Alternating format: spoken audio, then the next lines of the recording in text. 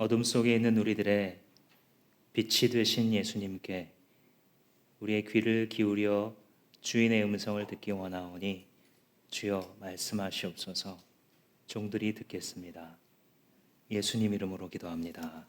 아멘.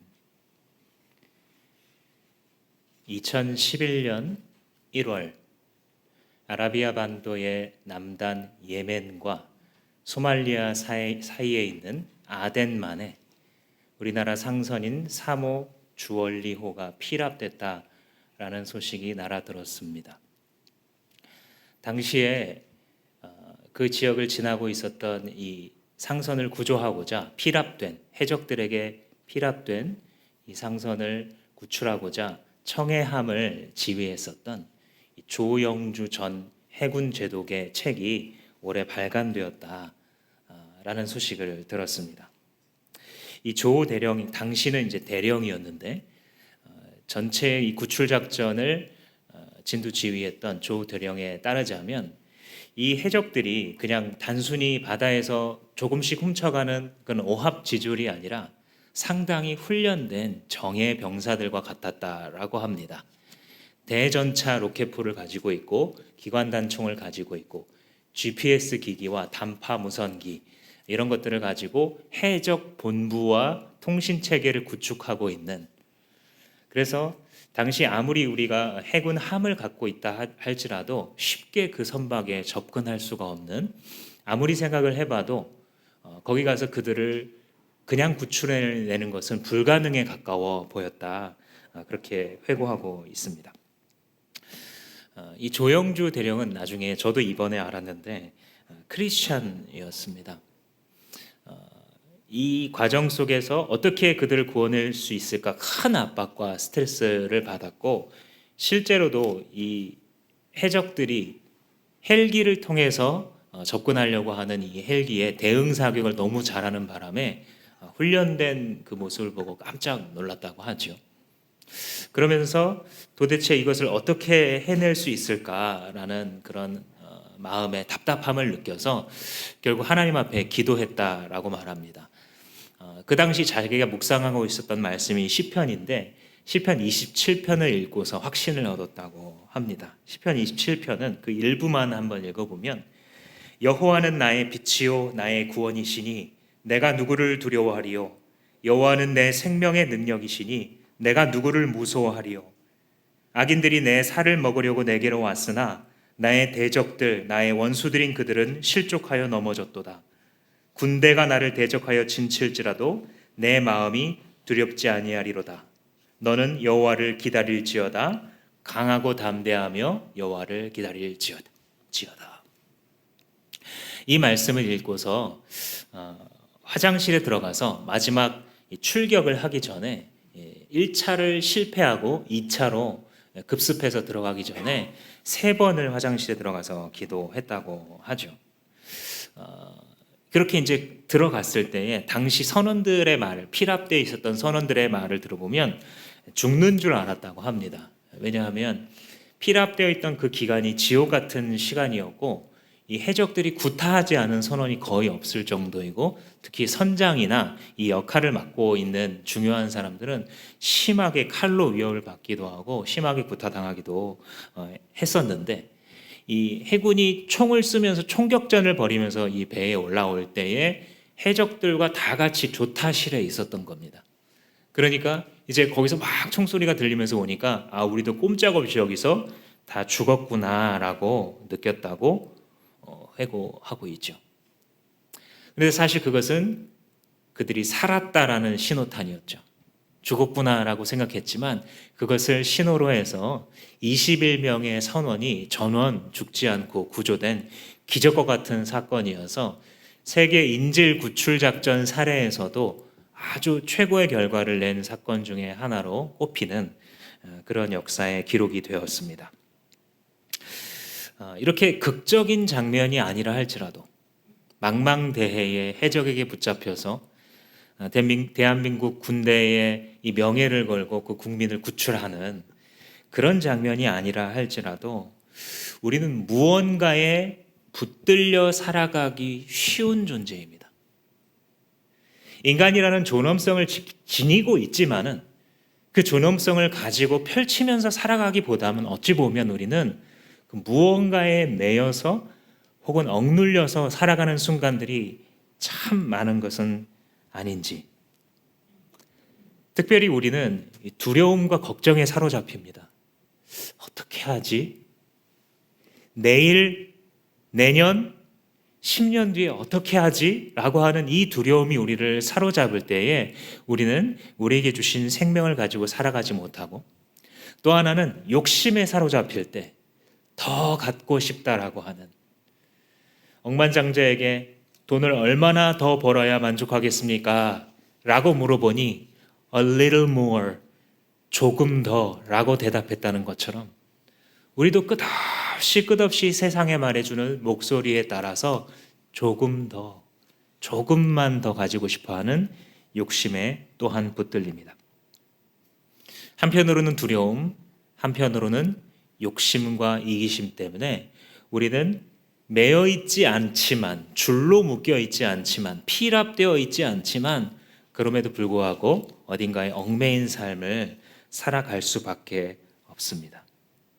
성경은 그런 우리를 구출하시려고 예수 그리스도께서 이 땅에 내려오셨음에 대하여 가르쳐주고 있습니다. 어두움에 살아가며 두려움과 자기의 욕심과 이기심에 사로잡혀 얽매일 수밖에 없는 자들을 해방시키시려고, 거기서 구조하시려고 우리 주 예수 그리스도께서 이 땅에 내려오셨습니다. 그리고 오늘 우리가 읽은 본문은 바로 그 신호탄입니다. 예수님께서 이 땅에 내려오시고 우리가 지난 3주간 묵상해 온 것처럼 성장하는 과정을 우리가 지켜보았습니다.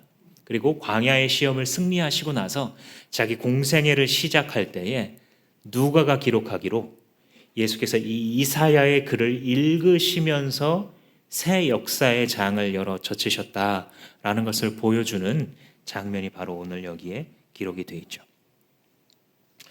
나사렛의 한 회당에서 일어난 일인데, 보시면 14절부터 예수께서 성령의 능력을 입고 갈릴리로 돌아오셨는데 예수님이 사역을 시작하셨을 때에 소문이 이미 퍼지기 시작했다는 거예요.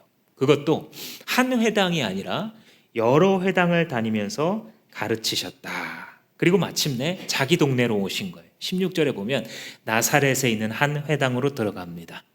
나사렛이 예수님의 고향이죠.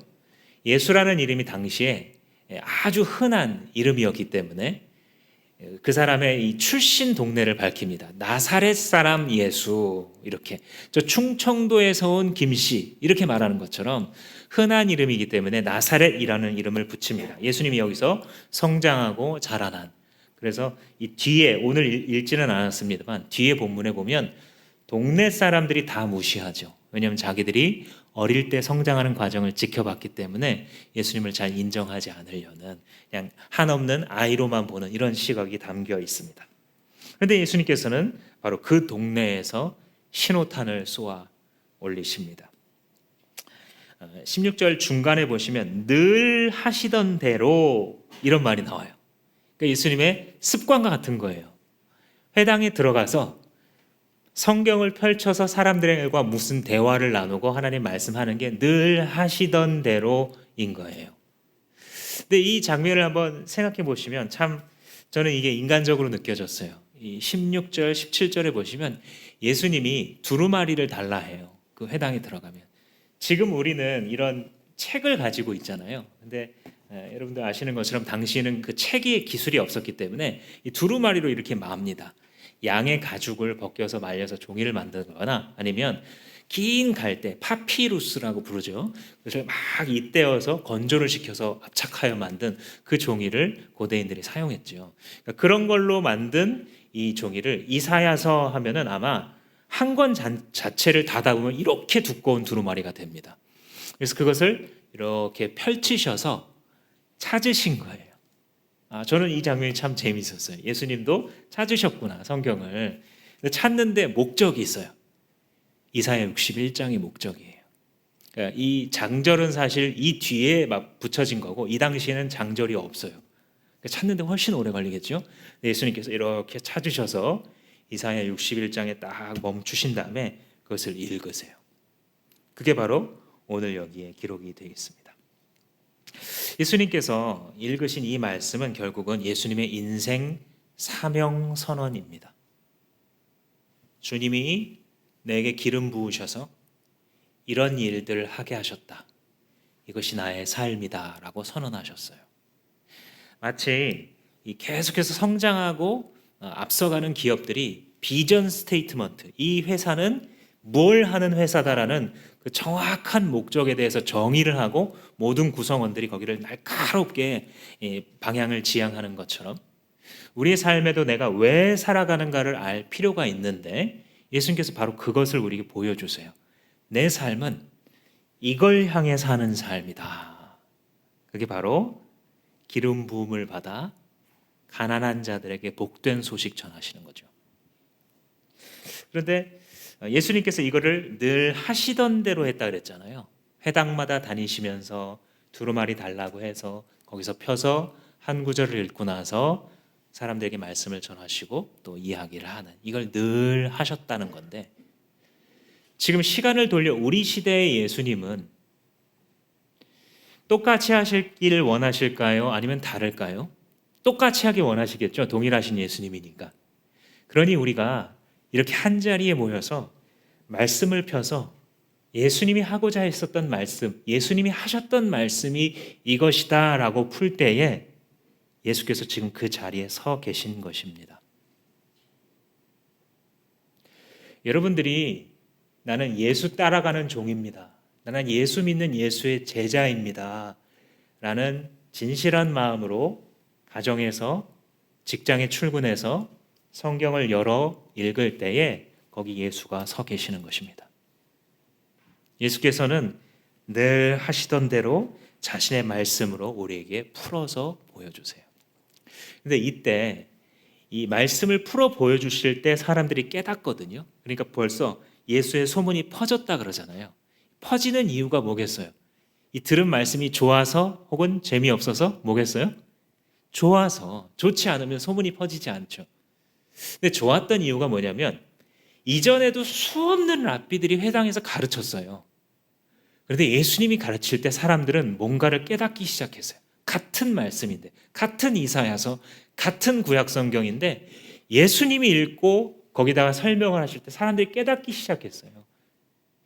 원래 알았는데 깨닫지 못한 것을 깨닫게 만드는 이 과정에 대해 우리의 신앙 선배들은 성령의 조명이다라고 하는 개념으로 설명했어요. 조명, 밝게 비추는 거죠. 가끔 제가 몇 년 전에 그런 적이 있는데 새벽 기도를 갈 때 제 설교 순서였어요. 그래서 설교를 이렇게 준비하고 원고를 가져가야 되는데 원고 없이 내려간 거예요. 그래서 이 집에서 다행히 엘베를 타고 이 차를 몰고 가기 전에 이걸 깨달아서 아이고 그렇지 큰일 날 뻔했다 하고 다시 엘베를 타고 올라갔어요. 그런데 이제 새벽에 이제 가족들도 있고 아이들 뭐 늦게 들어와서 뭐 고등학생이고 하니까 안 깨게 하려고 불을 켜지 않고 현관에서부터 그냥 걸어 들어옵니다. 그리고 이 서재로 가가지고 거기도 불을 켜지 않고 찾아보려고 이렇게 합니다. 분명히 내 기억에 책상 위에 이렇게 제가 보는 그 책받침 위에다가 이렇게 놔뒀거든요. 근데 이제 어둠 속에서 막 이렇게 하는데 분명히 거기 있을 것 같은데 안 잡히는 거야, 한 번에. 아, 여기 아니면 오른쪽이었나? 근데 거기도 없어요. 도대체 어디지? 막 이렇게 헤매는데 안 보여서 알르니 죽자 그러면서 스위치 있는 데로 가서 그냥 불을 켜니까 바로 한 번에 손에 집어들 수 있죠. 거기 있다는 걸 알아요. 모르는 게 아니에요. 그러나 보이지 않아요. 노력하는데도 잡히지 않아요. 그런데 조명이 들어오면 어떻게 돼요? 한 번에 알죠. 한 번에 잡히죠. 성령의 조명하심이라는 것은 이 당시에 사람들이 성경을 모르는 것이 아니라 안 갖고 있는 것이 아니라 갖고 있고 읽고 있어요. 그러나 그것이 아무런 삶에 영향을 주지 못하는 거예요. 아무런 삶의 변화도 일으키지 못해요. 마치 21세기의 한국 땅의 기독교처럼. 말씀을 읽고 있는데 어떤 변화도 일어나지 않아요, 삶에. 말씀은 거기 있는데 그것으로 인해 능력과 거룩이 나타나지를 않아요. 예수님이 오시면 성령으로 조명하세요. 늘 들었던 말씀인데 이 말씀이 자기 가슴을 때립니다. 알아듣겠어요. 그리고 이게 내 삶을 밀고 가요. 삶이 변화됩니다. 사람들을 대하는 목적이 달라져요. 내가 왜 돈 벌어야 되는지, 왜 아기 키워야 되는지, 왜 화딱지나고 스트레스 받는 삶인데도 견뎌야 하는지에 대해서 이유가 분명해져요. 이게 바로 성령의 조명하심, 말씀을 밝히 가르쳐 주시는 성령의 역사입니다. 이 조명하심이 여러분들에게도 축복으로 주어지기를 예수님의 이름으로 축원합니다. 이걸 읽으시면서 첫 번째 하시는 말씀이 뭐냐면 18절 말씀에 주의 영이 내게 내리셨다, 이런 말을 해요. 주의 영은 성령이잖아요. 그러니까 예수님의 이 공생의 사역을 시작하게 하는 원동력이 뭐냐면 성령 하나님이에요. 지난주에 세례 요한에게 세례를 받을 때에 물에서 올라오실 때, 물에 들어갔다가 물에서 올라오시는데 성령이 비둘기 같은 형체로 예수님 위에 이렇게 내려왔다 그랬잖아요. 근데 성령께서 오신 다음에 특징이 뭐냐면요, 첫 번째가요, 자기 뜻대로 살지 않아요. 그 다음부터 예수님은 사실 하나님의 아들이시잖아요. 그러니까 그렇게 할 필요도 없어요. 사실은 원래부터 하나님의 뜻을 가장 소중하고 아름다운 것으로 여기세요. 그러나 우리를 위해 보여주는 거죠. 비둘기 같은 형체를 굳이 보여주신 이유는 예수님 때문이 아니라 우리들 때문이에요. 성령께서 임하셨을 때에 예수님이 어떻게 하시냐면 광야로 들어가세요. 광야라는 것은 메마른 땅이라 풀 한 포기가 나기가 힘든 땅이잖아요. 그러니까 차갑고 죽음의 기운이 드리운 땅이에요. 그리로 인도하세요. 여러분, 우리 같으면 요 직장을 선택하면 그 다음에 죽음의 기운이 기다리고 있다, 그걸 직장을 선택하겠어요? 내가 요 길로 걸어가면 우리 가족들이 여기서 고생을 하게 될 거예요. 선택할 수가 없어요. 근데 예수님은 그 길을 선택해요. 왜요? 성령께서 오셔서 이제 자기 자의로 살아가는 게 아니에요. 근데 바로 거기에 비밀이 있어요. 성령을 따라 죽음의 땅으로 갔을 때에 그 죽음의 땅은 승리의 땅으로 바뀌죠. 주님은 우리를 이 세상에 보내실 때에 행복한 곳으로, 나 자신을 행복한 곳으로 추구하면서 가면서 행복을 얻도록 마련해 놓으신 게 아니에요. 막 노래도 그런 노래 있잖아요. 행복하자, 행복하자, 행복하자. 그런 노래를 듣고 있으면 눈물이 핑 돌잖아요. 때로 공감이 탁 되니까요. 그죠? 근데 정말 그렇게 해서 행복해지던가요? 우리 아프지 말고 행복하자. 안 아프고 행복하던가요? 정말? 그러면 내 인생을 행복하게 만들어 보려고 지금까지 달려오셨잖아요. 내 인생을 자유롭게 해보자고, 내가 원하고 좋아하고 그리는 대로 기뻐하는 대로 그렇게 살고 그런 삶을 물려주고자 해오셨잖아요. 여기까지. 그런데 그 의도대로 되던가요? 일시적으로 그럴 수 있지만 전체적인 그림을 한번 보세요. 그게 진실이에요. 행복이라는 것은 성령에 이끌릴 때 오는 거예요. 우리를 지으신 주님의 영이 우리를 광야를 통과하게 할 때에 내가 볼 때는 불행의 땅이고 죽음의 땅이지만 주님이 오르세요. 그걸 통과할 때 참된 복과 행이 거기 있는 거예요. 그래서 성령으로 충만함을 입어서 승리하고 돌아오시죠. 그제서야 우리는 뭐를 고백할 수 있는 거냐면, 내 안에 예수님이 사시는 것이구나를 깨닫게 돼요. 이걸 일컬어서 한번 따라해 보시겠습니다. 내 인생 주인생, 내 인생 주인생, 이걸 깨달아야 돼요. 여기서부터 시작돼요. 내 인생 이 모드로 계속 살아보세요. 어떻게 되냐면요, 내가 원하는 거에 반대가 계속 잠식해 들어와요. 물론 전부는 아니에요. 때때로 내가 원하는 데 될 수도 있어요. 그러나 우리의 인생은 내가 주인 되었을수록 뒤로 갈수록 망가지는 거예요. 그러나 우리를 지으신 창조주 하나님께서 죄 가운데 빠진 우리를 예수의 피로 구속하시고 이 길을 보여주셨어요. 정말 생명의 길, 진짜 재밌는 삶, 정말 신나는 익사이팅한 삶, 의미로 가득하고 목적이 성취되는 삶은 어떤 삶이냐면 주님의 뜻대로 살아가는 거예요. 왜냐하면 주님이 나보다 나를 더 잘 아시거든요. 내가 나를 아끼는 것보다 주님이 나를 더 사랑하시거든요. 그래서 내가 그리스도와 함께 십자가에 못 박혔나니 이제는 내가 산 것이 아니요 내 안에 그리스도 예수께서 사신 것이라. 이제 내가 육체의 인생을 계속해서 살아가는 이유는 나를 위하여서 죽으시고 부활하신 예수님을 향하여 사는 것이다. 이게 사도 바울이 고백했어요. 이게 이해가 안 되고 말이 안 되는 거예요, 원래. 우리 육신적으로는. 아니, 내 인생은 내 인생이지 무슨 다른 분의 인생이에요. 아무리 훌륭해도 말이 안 되죠. 그러나 조명하심, 성령의 조명하심. 우리가 구원받았다는 것이 무슨 뜻인가? 주님께서 가르쳐 주시면 아, 그렇구나. 제일 자유한 길이 주님의 뜻을 따라가는 길이구나. 그게 광야건 그게 평야건 주님의 뜻을 따라갈 때 그런 길이 있구나라는 것을 주께서 알게 하세요. 근데 그렇게 되면 주님의 영이 내게 내리셨을 때에 18절에 보시면 내게 기름을 부으셨다라는 말을 해요. 이 두 가지는 같은 개념을 다른 말로 표현한 겁니다. 성령께서 임하시는 거랑 기름 붓는 행위를 동일화 시키셨어요. 자, 복습해 보겠습니다. 우리 생명의 삶에서 다 들으셨죠? 기름 부음을 받았어요. 세 종류가 있죠. 누가 기름 부음을 받습니까? Anyone? 기름 부음을 받았던 세 가지 직분, 구약에서 왕과 제사장과 선지자, 세 직분이 너는 하나님이 택했다라는 뜻으로 너는 내 거야 하고 기름을 부었죠.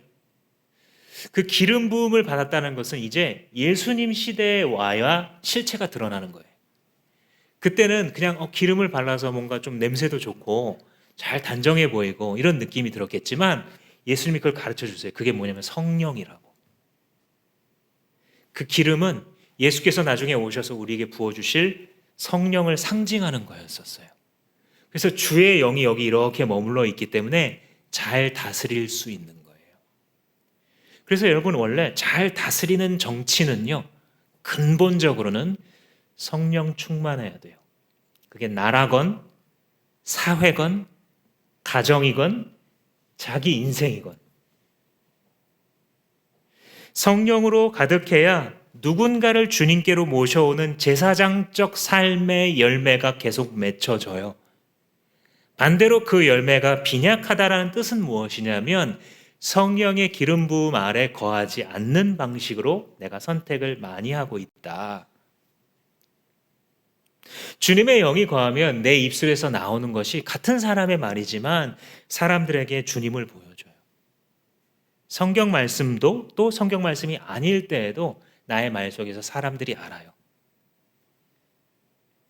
그 기름 부음을 부으셔서 주님께서 뭘 하게 하시냐면 첫 번째로 가난한 사람에게 기쁜 소식을 전하게 하셨다. 이런 말을 하잖아요. 여기 기쁜 소식, 이게 이전 성경에 보면 복음이다 이렇게 번역을 해요.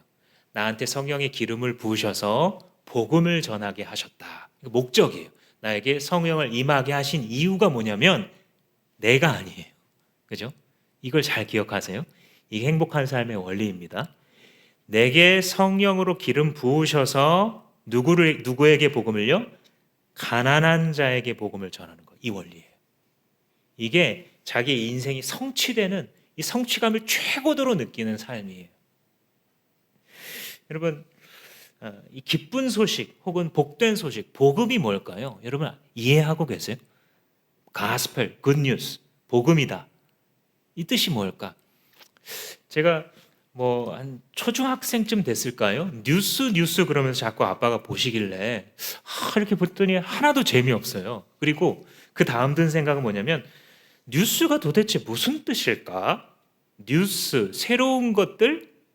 근데 새로운 것들인데 왜 저런 내용이지? 라는 생각이 들었어요. 왜냐하면 가만히 들어보니까 그 뉴스라는 게 둘 중에 하나예요. 누구누구가 나쁜 짓 했다더라. 다른 하나는 누구누구가 나쁜 일 당했다더라. 둘 중에 하나더라고요. 무슨 기업이 뭘 떼먹고 뭐 비리를 하고 뭘 방류를 하고 정치인이 뭐 어떻게 해서 속여가지고 뭘 어떻게 했고 어떤 사람 뭐 건물이 무너져서 어떻게 됐고 죽었고 뭐가 잘못됐고 나쁜 짓을 했다 하고 나쁜 일을 당했다. 둘 중에 하나예요. 이게 무슨 새로운 거야? 이런 생각이 드는 거죠. 시간이 지나고 보니까 우리의 인생이라는 것은 나쁜 소식에 둘러싸여 살아가는 시간이구나. 물론 간혹 가다가 성취감도 있을 수 있고 기쁨도 있을 수 있지만 10대 때는 10대 때대로, 20대 때는 20대대로, 30대, 40대, 50대, 60대, 70대, 80대 각자의 짐에 가득 쌓인 계속해서 얘가 감당할 수 없는 넘실대는 나를 삼키려고 하는 이 나쁜 소식에 파도를 맞으면서 살아가는 게 인생이구나 라는 생각. 주님께서 복된 소식을 전해주시지 않으시면 그 삶의 의미를 깨달을 수 없는 자들이 바로 우리 인간들입니다. 근데 주님께서 그 복음을 특히 누구에게 향하셨냐면 가난한 자들에게 향하셨어요. 기독교 복음은요, 타겟팅 자체가 가난한 자들이에요. 이 구약 성경에도 보면 주님께서 율법을 주셨어요. 지난주에 3가지 법이 있다 그랬잖아요. 제사에 관련된 법과 도덕에 관련된, 그리고 시민사회 질서를 유지하는 이 시민법이 있다 그랬잖아요. 근데 시민법 같은 경우에 보면 뭘 할 때 몇 배로 물어주고 몇 퍼센트를 보상하고 이런 법들이 쭉 있는데 거기 되게 자주 등장하는 말 중에 고아와 과부와 나그네 이런 말이 나와요. 그러니까 이 법이 보호하고자 하는 대상 중에 특별히 누가 있는 거냐면 이 약자들이 있는 거예요. 이들은 당시 사회의 배경으로 보자면 자기 힘으로 살아가기가 아주 힘든 사람들이에요. 그들이 약자고 그들이 바로 주님이 지금 말씀하시는 가난한 자들이에요. 그래서 보시면 예수님과 예수님의 뒤를 이어 제자들이 사도들이 되었을 때에 항상 편지를 쓸 때마다 뭘 하냐면 가난한 자를 기억해라. 가난한 자를 기억해라. 약한 자를 기억해라. 이렇게 말씀하세요. 그러니까 기독교에는 주님의 교회라는 것은 그 타겟팅이 나보다 잘 사는 사람이 아니에요. 기독교인들은 나보다 공부 더 잘했고 나보다 학벌 더 좋았고 나보다 더 좋은 위치에 올라갔던 사람들을 바라보면서 열등감 느끼며 한숨 쉬고 힘을 내봤다가 다시 좌절하는 삶을 살아가는 자들이 아니라 자기보다 힘없고 가난하고 약한 자들을 바라보며 내게 임하신 그리스도의 평강이 어떻게 저들에게도 흘러갈까, 그 시선을 갖고 살아가는 자들이에요. 그러면 교회는 타락하지 않아요. 저 낮은 곳에 어떻게 그리스도의 복된 소식, 그리스도의 기쁜 소식이 흘러갈까 생각하면 항상 나눠줄 것이 있어요. 그리고 그 나눠줄 것은 5개의 떡과 2개의 물고기처럼 없어져야 되는데 없어지지를 않아요. 왜냐하면 주님이 하고 계시니까요. 나는 그냥 그 앞줄에 서 있는 거고 주님이 뒤에서 이 모든 걸 공급하고 계신 거니까요. 2년 전 통계로 21세기 대한민국 땅에 극단적인 선택으로 생명을 잃는 분들 중에 4명 중 1분이 생활고 때문이랍니다. 지금요. 2022년을 살아가는 우리에게 아직도 이런 분이 많다는 거예요. 내가 이번 달 낼 월세가 없어서 아무리 노력해봤자 20년을 30년을 고생해봤자 삶이 이거라면 그냥 자식하고 다 같이 그런 선택을 내릴 수밖에 없는 사람들이 아직도 그렇게 많다는 거예요. 어쩌면 우리들은 미디어가 보여주는 찬란해 보이는 사람들의 삶을 바라보며 나도 저렇게 될 수 없을까 너무 높은 데를 쳐다보며 살아가는 거예요. 기독교인들도 주님의 타겟팅과는 달리, 주님이 다가가고자 하는 대상과는 달리 너무 고개를 높게 치켜들고 살아가기 때문에 불행해요. 이미 주님 충분히 주셨는데, 이미 주님 충분히 공급하고 축복하고 계시는데도 고개가 너무 높으니 아파 죽죠.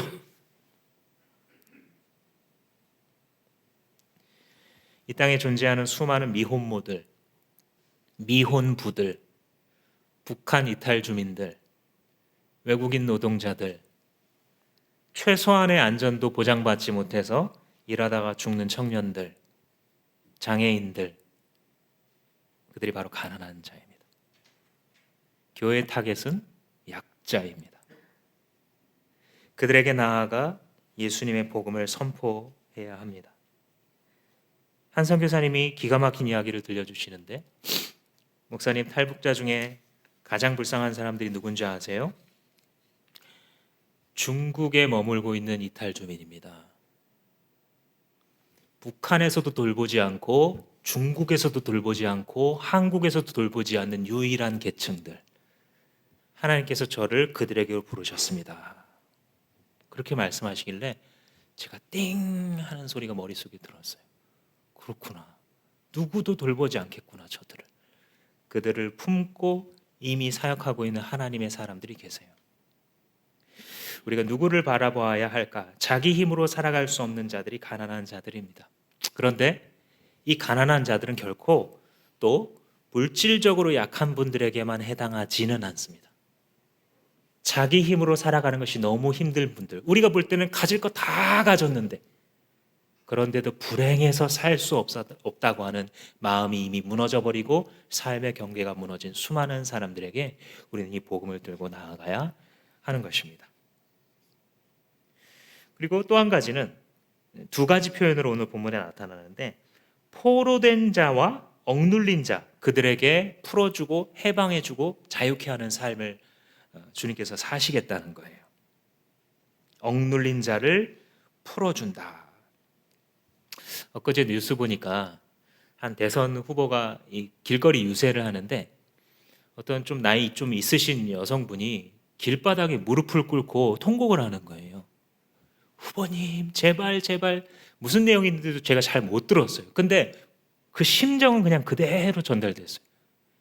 맺힌 거예요. 그 억울함과 한이 이렇게 맺혀서 지푸라기 잡는 심정으로, 아직 대통령도 아니잖아요. 누가 될지도 모르는 대선판이잖아요, 지금. 그리고 된다 손 치더라도 고작 5년 동안 행정 권력 하나 휘두를 수 있는, 그마저도 제한을 당해야 하는 그분을 붙잡고 자기의 삶을 부탁하는 거예요. 얼마나 맺힌 게 컸으면, 얼마나 억울했으면 그럴까라는 생각을 해요. 근데 사람들은 이런 경우가 참 많은 거예요. 뭔가가 맺혀 있어요. 근데 그 맺힌 거의 결과로 우리의 삶이 어떻게 되냐면 억눌려 있어요.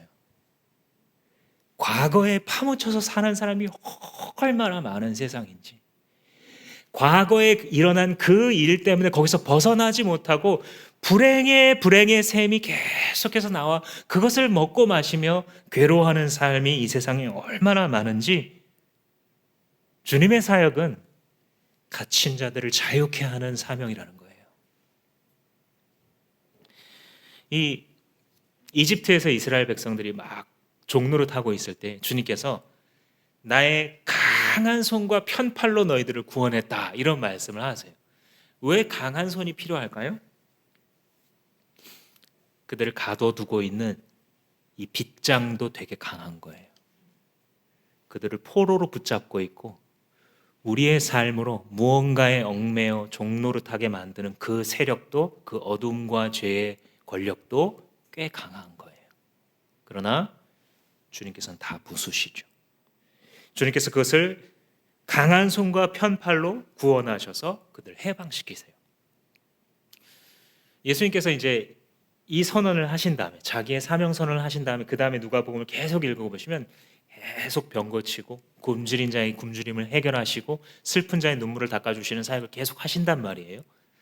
근데 조금 더 한층 들어가서 생각해 보면, 그래, 그 먹을 것이 없어서 굶어 죽게 생긴 사람들의 굶주림을 해결해 주었는데 그 다음에 그 사람은 어떻게 됐을까? 그래, 그 다리를 저는 사람 일으켜 주셨는데 그 다음 그 사람의 삶은 어떻게 됐을까? 죽음의 세력으로부터 영원히 구조된 것일까? 그죠? 죽었겠죠, 결국은. 당장은 먹고 살았겠지만 결국은 또 죽었을 거고요. 당장은 질병에서 놓여놨겠지만 또 죽었을 거예요, 그는. 여기서 예수님의 최종 목적이 뭔지 알 수 있어요. 빵을 주어 살리지만 육의 양식으로 육만 살리는 것이 예수님의 목적이 아니라 그 너머에 있는 영혼을 살리는 데까지 있는 거예요. 성경이 말하는 것처럼 사람이 한번 죽는 것은 하나님이 정하신 것이요, 그 이후에는 심판이 있으리니 그 심판에 따라 영원한 하나님의 천국과 지옥으로 우리의 삶을 나누시는데 거기까지 가시는 거예요, 예수님은. 그래서 수요일 날 우리 이호나단 목사님이 마가복음 가지고 설명하시면서 중풍병자를 메고 온 그 친구들 이야기를 해줬잖아요. 그러면서 자꾸 이 사람들이 의심하니까 네 죄 사함을 받았느니라 하는데, 쥐가 뭔데 저렇게 하나님의 이름을 신성모독하면서 죄 사하고 말고가 어떻게 해? 예수님이 그러시죠. 너희들 죄 사함을 받았다라는 선언하는 것과 이 침상을 들고 걸어가라, 중풍병자인데 누워있는데 네 침상을 들고 걸어가라 하는 것 중에 뭐가 더 쉽겠느냐 물어보시죠. 당연히 상식적으로 생각하면 죄 사함을 받았는지 안 받았는지 알 길이 없으니 이건 그냥 남발하기 쉬운 거고요. 근데 침상을 들고 걸어가라 했는데 전혀 그러지 못하면 이 거짓인 게, 거짓 선지자인 게 들통이 나니까 어려운 말인 거죠. 이 인간의 관점이죠. 그럼 하나님의 측면에서 보면 죄 사함을 하는 것은 누구의 권세예요? 오직 하나님의 권세잖아요. 최종 결정권자만이 하실 수 있는 그 일이에요. 그러니까 예수님은 육도 고치시고 영도 고치시는 거예요. 이 두 가지 권세를 내가 다 가졌다라는 것을 주님께서 선포하는 거죠. 그리고 나서 그 중풍병자를 구원하시는 방법을 보여줍니다. 그러니까 우리를 포로된 데에서 해방케 하시는 것은 영과 육의 전인적 구원을 주님께서 이루시는구나라는 것을 알 수 있습니다. 마지막 표현, 눈먼 사람들을 눈뜨게 한다라는 표현입니다. 이 눈 멀었다, 당연히 비유일 텐데 우리는 참 죄와 욕심에 눈이 가린 채로 살아가요. 이게 되게 무서워요. 눈이 가려졌다는 게. 이 지지난달이죠. 우리가 여호수아를 큐티하면서 여호수아가 이 가나안 정복을 기적적으로 이루었는데, 처음에 이 여리고성을 기적적으로 정복했는데 아간이라는 사람 기억나시죠? 주님께서 분명히 이 적의 것을 하나도 소유하지 말고 내가 너희들 먹고 살게 해줄 테니 적군들이 놔뒀던 그 모든 것 다 태워 없애버려라 말씀하시는데, 아간이 이렇게 보니까 신할산 외투 2개가 있어요. 참 사람이 옷이라는 게 가지는 사람의 마음을 끄는 그게 좀 있나 봐요. 아간이 그랬는지 아니면 아간 옆에 있는 아내가 그랬는지 잘 모르겠어요. 신할산 외투 2벌과 이 금은 보아라 그랬는데, 그러니까 오늘날로 좀 바꿔보자면 뭐 명품 되겠죠. 굉장히 이름 있는. 지금 사람들도 뭐 백화점 열면 막 뛰어가서 산다면서요.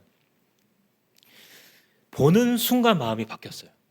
보는 순간 이걸 누가 알아? 이걸 감춘다고. 우리 집 저기 이 안방에다가 숨겨두면 이걸 누가 알아? 누가 알아요?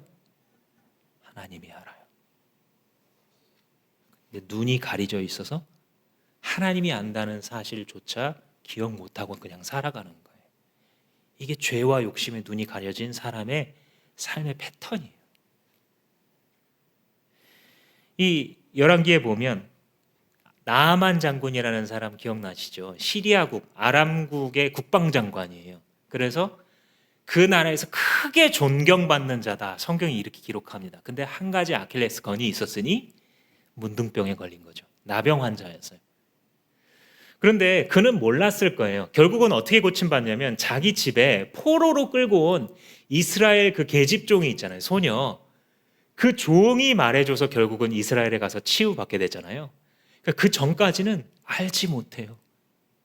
자기의 인생의 돌파구가 정말 거기 있었을 것이라고는 전혀 알지 못해요. 왜요? 눈이 가려진 상태로 살고 있거든요. 그래서 이 말을 듣고 참 대단하죠. 또 이게 설득이 됐어요. 그래서 갑니다. 이스라엘로 갈 때 나아만을 총애하는 이 시리아의 왕이 편지를 써줘요. 이스라엘 왕이시여, 우리의 귀한 나아만 장군이 가니 이 사람의 문둥병을 치유해 주십시오. 그 편지를 읽으면서 이스라엘 왕이 뒤로 넘어가죠. 왜요? 내가 하나님이냐? 이 불치병을 내가 어떻게 고치라고 우리나라에 보내면서 이 병을 고쳐 주십시오. 이거 지금 싸우겠단 말이지. 그러면서 옷을 찢어요. 왜요? 눈이 가리워져서 하나님이 지금 하시고 계신 일이 뭔지 깨닫지 못하고 있거든요. 신하가 말해줘요. 이거 엘리사 선지자에게 보냅시다. 이게 길이 있을 것 같습니다. 엘리사 선지자에게 가요. 가는데 엘리사 선지자가 만나주지도 않고 사람을 보내서 집에 오기도 전에 저 요단강물에 7번 씻고 가세요. 전령을 보냅니다. 소식을. 그 말을 듣고 나만이 또 뚜껑이 열리죠. 아니, 우리나라 다메섹 강이 얼마나 맑은 줄 알아? 내가 지금 강이 없어서 이 나라 온 줄 알아? 만났으면 최소한 접견을 하고 예우를 갖춰서 뭐 위로도 해주고 기도도 해주고 이래야지. 나와 보지도 않고 종띡 보내가지고 여기 구정문에서 씻으라고 그냥 가려고 그래요. 왜요? 눈이 가리워져서 그 말대로 하는 것이 자기가 살아나는 길이라는 것도 알지 못하고 그 생명의 은인이 될 이 선지자를 주기를 살기를 품는 거죠.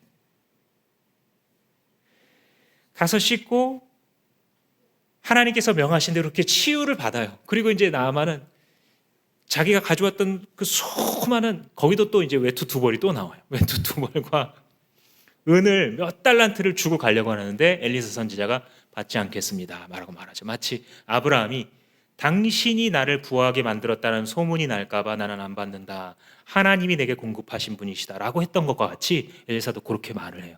안 받고 야, 정말 훌륭한 분이구나 생각하면서 나아만은 아마 돌아가고 있는 중이었을 텐데 누가 따라가요? 엘리사의 몸종 게하시가 따라가죠.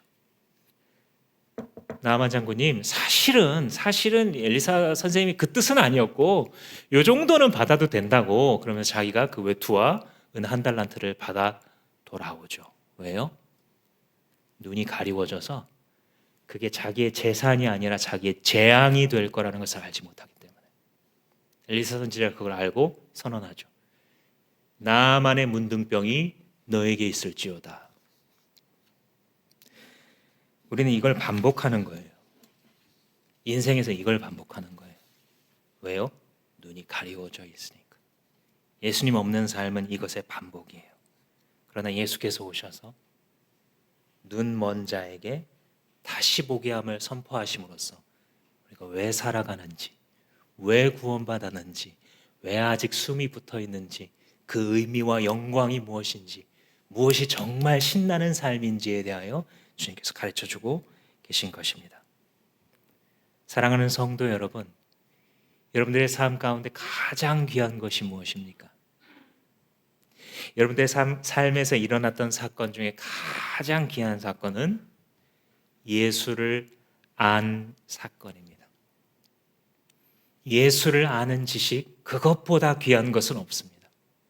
왜냐하면 그분이 포로된 자를 자유케 하고 눈먼 자를 다시 보게 하고 억눌린 자에게 자유를 선언하시는 분이시기 때문입니다. 그분이 들어오셨을 때에 비로소 성령의 조명하심으로 여러분들 인생이 무엇인지 깨닫게 되지 않았습니까? 혹은 그것을 깨닫게 해달라고 주님 앞에 지금 기도하고 계신 중 아니십니까? 그분께서 오셔서 이 선언과 함께 새로운 역사의 문을 여실 때 여러분 주저하지 마십시오. 문을 열고 거기 들어가 동참하십시오. 주님, 그렇습니다. 나의 대장 예수께서 그런 길로 가셨다면 나도 끼워주세요. 나도 따라가게 해주세요. 주님의 대열에 함께 묶여서 주님, 나보다 더 아파하는 사람들 바라보며 살게 해주시고 나보다 더 가난한 사람 바라보며 살게 해주시고 예수 안에 부으셨던 그 기름 부음이 내 삶 전부를 발라주시어서 주의 성령으로 그의 눈을 뜨게 해주고 그의 눈을 닫게 해주며 그의 포로된, 그의 사로잡힌 그의 삶으로 온전히 자유케 만드는 복음을 전하는 자로 살아갈 수 있도록 그런 목장을 만들어가고 그런 가정을 만들어가고 그런 자녀들로 만드는 일에 우리를 사용하여 주시옵소서라고 우리는 주님께 외치며 따라가야 할 것입니다. 기도하시겠습니다.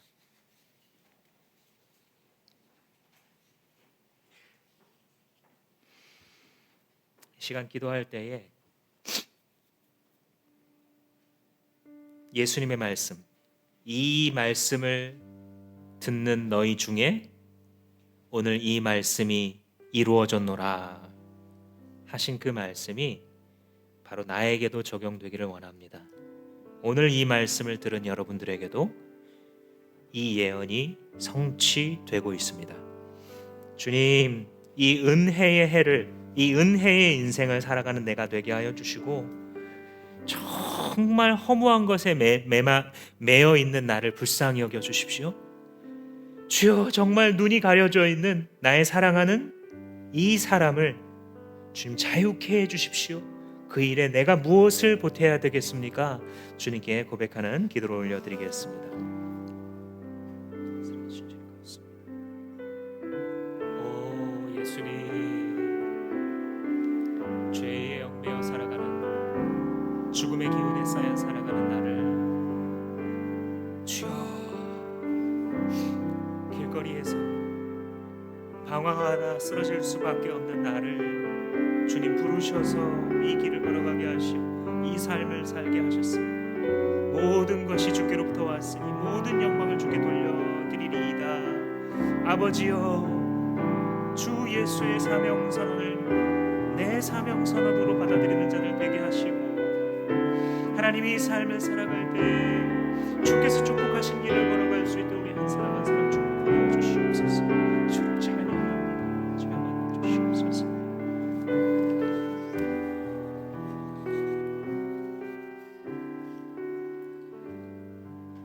주님의 영이 내게 내리시고 주께서 내게 기름을 부으셨으니 주여, 나도 가난한 자에게 기쁜 소식을 전하며 포로된 자에게 해방을 선포하고 눈먼 자에게 눈뜸을, 억눌린 자에게 자유케 함을 선포하며 살아가게 해 주십시오. 감히 비천한 죄가 우리가 그러한 삶을 살아갈 수 있다면 그것이 다함이 없는 우리 삶의 영광인 줄로 알고 묵묵히 순종하며 주를 따르겠으니, 오 성령이여 기름 부으시고 우리로 강건케 하옵소서. 예수님의 이름으로 기도합니다.